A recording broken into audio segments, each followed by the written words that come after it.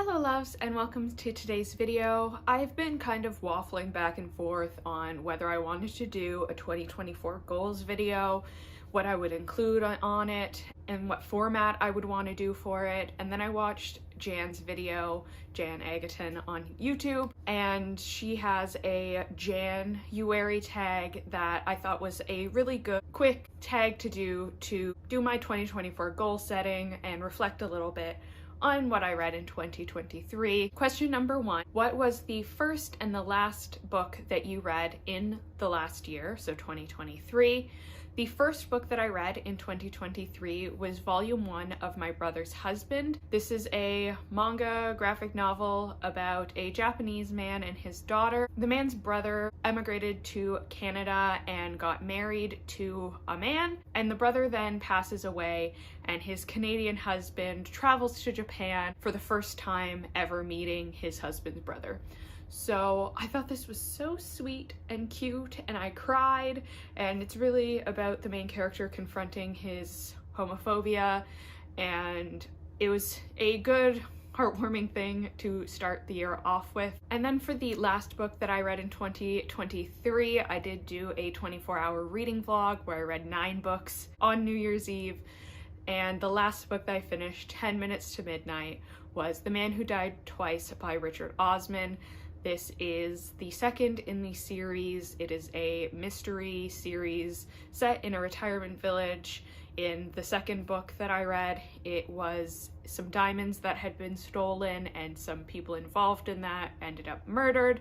So they're investigating who killed them and where the diamonds ended up being. So those were the first and the last book that I finished in 2023. Question 2 is, what was the first read of 2024? For me, that was Mystery of the Whale Tattoo, which is one of the Hardy Boys novels written by Franklin W. Dixon. I found this in a used bookstore, and because I have a whale tattoo, I thought it would be a fun thing to pick up and read. This is obviously more of a middle grade audience, but I ended up fairly enjoying it. This was a mystery that the 17-year-old Hardy Boys are investigating, where they found a giant stuffed whale, and then the giant stuffed whale gets stolen. And then there's also some artifact that their father is trying to find, and there's a circus in town where some of the people in the circus have mysterious whale tattoos. It was a silly time.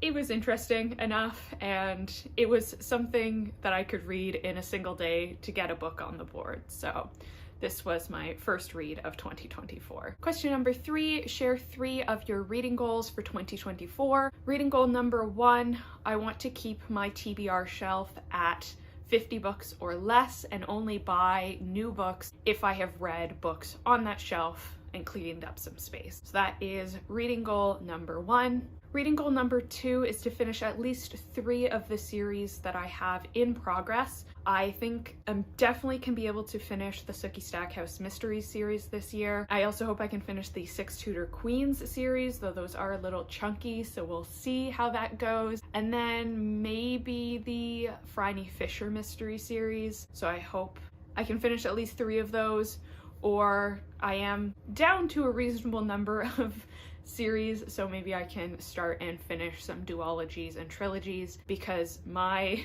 TBR for series has about 140 series, and that's 1 book per series. I think total there's like over 700 series books that I want to read, so I really need to focus on some series for this year. And goal number 3 is I want to read at least 50 books that were added to my want to read in 2022. Prior to 2022, I tried to keep my want to read list at a very reasonable less than 100 books.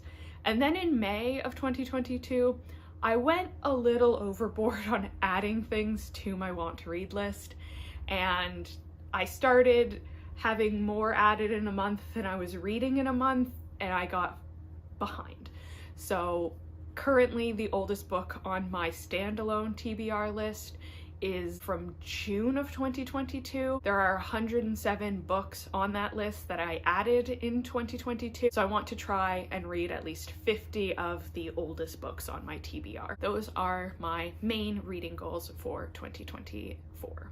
Question number 4, what are 3 of your most anticipated titles for 2024? One is The Friendship Study by Ruby Barrett. The last Ruby Barrett book I read was The Romance Recipe, and it was among my top 10, if not my top 5 of last year. So I'm definitely looking forward to another romance by Ruby Barrett. Book number 2 that I am anticipating for 2024, The Last Murder at the End of the World by Stuart Turton. I read The 7 Deaths of Evelyn Hardcastle, or 7.5 deaths, depending on where you are.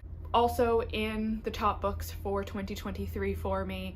And I think that Stuart Turton is a very clever writer when it comes to mysteries, so I'm looking forward to another one from him. And a third anticipated read is How to Become the Dark Lord and Die Trying by Django Wexler. I'll be honest, I was just looking at a list of 2024 releases, saw that title and was like, yep, I have no idea what this is about, but I am sold on the title alone. Very excited to see if the book can live up to the title. I'm excited.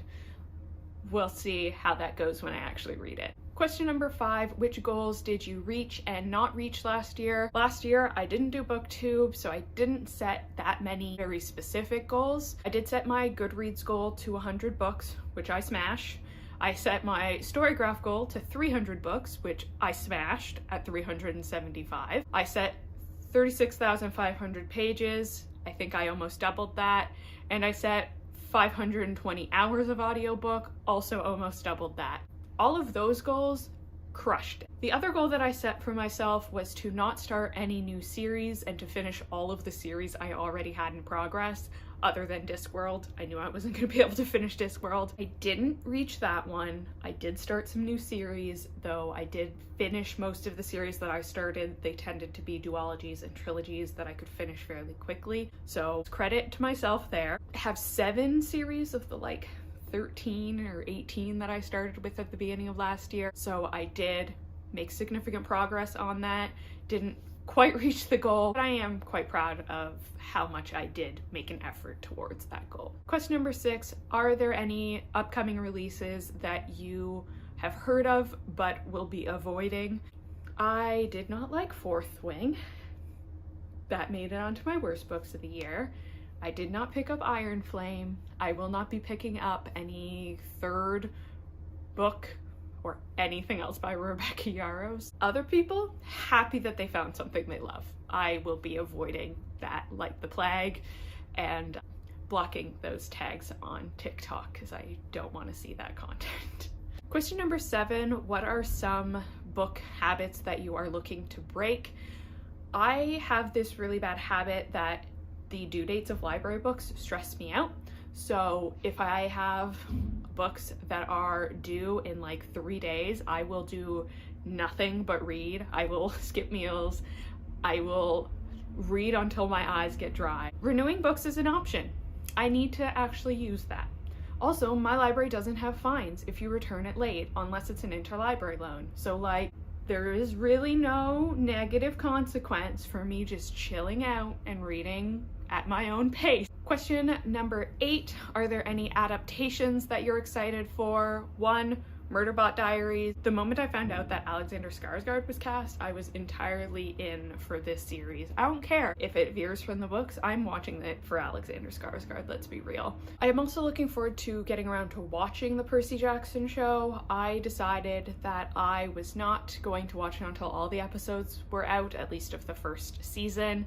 I don't like watching one episode and then having to remember to watch the second later on. So I am looking forward to all of those being released so I can watch that. Question number 9, your favorite bookish memories from last year. In the number 3 spot, I would say the Subcutanean live show that I participated in for Katie Coulson's Patreon. The experience of reading Subcutanean was a lot of fun, and it was even more fun because everybody had kind of different versions of the book to have that discussion and see what was different in everyone's different copies of it. And it was kind of my first foray into participating in something like that, and that experience is part of what contributed to me starting this channel.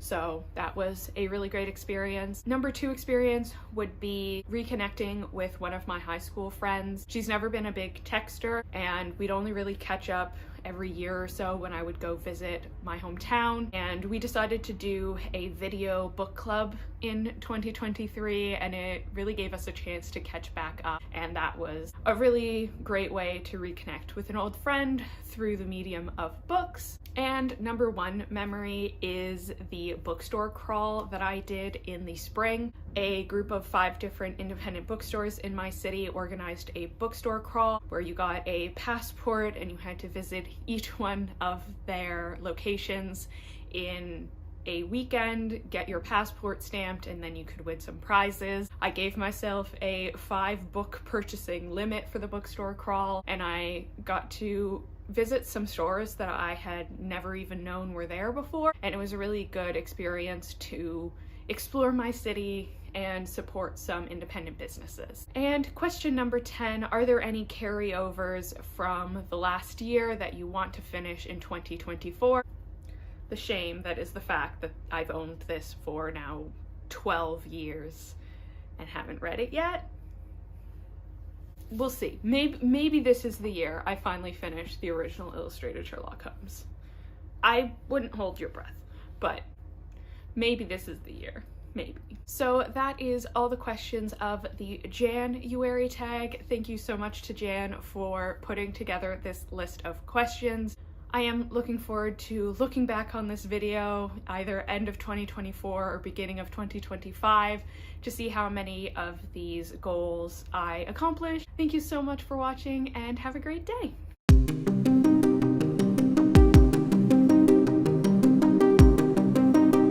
Now I gotta wait for the church bells to stop ringing and for people to stop being loud in the